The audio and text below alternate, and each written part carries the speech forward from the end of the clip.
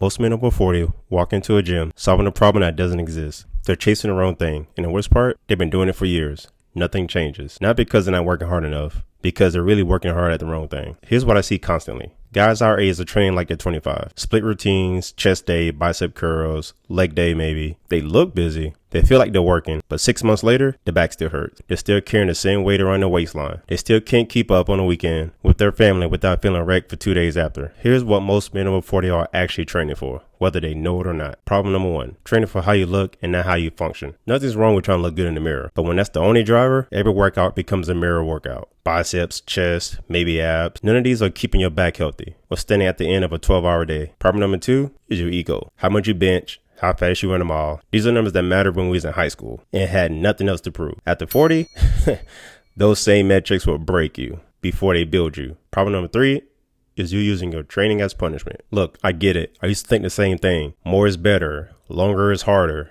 If it hurts, it must be working. This is how men our age end up with blown shoulders, wrecked knees, and chronic back pain, and still wonder why they're not making progress. So the right problem to solve, the one that actually matters for men over 40, is this. Can you still perform? Not in the gym, in your life. Can you carry heavy things without your back giving out? Can you get off the floor without grabbing onto something? Can you go from sitting at your desk all day to playing with your kids without your body shutting down afterward? That's functional capability. That's the problem we should be solving. Because if you fix that, the back pain goes away. The belly fat comes down, the energy comes back. Everything else follows. But you cannot get there training for mirrors and egos. So the shift is simple. Stop asking how do I look and start asking what can I do. One question points inward, the other points at your actual life. The men who make that shift, they're the ones who still feel capable at age 50, at age 55, and at age 60 and beyond. And the ones who don't make the shift, they're the ones who manage injuries with pain pills and wondering where their body went. So what does it actually look like? Training for the right problem doesn't mean training less. It means training for different outputs. Think hip hinges instead of ego deadlifts. Then you have carries, like farmer's carries, loaded walk, because life asks you to carry things, not curl them. Think compound pulling and pulls, like rows and pull-ups, because men our age lose pulling strength faster than anything else. And it shows up as rounded shoulders and neck pain years before you realize what's happening. 3 days a week training with a purpose beats 6 days a week training with noise every time. Basics are done to perfection.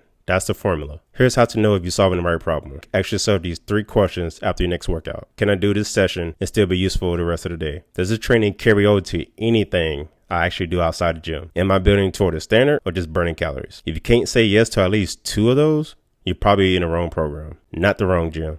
The wrong problem.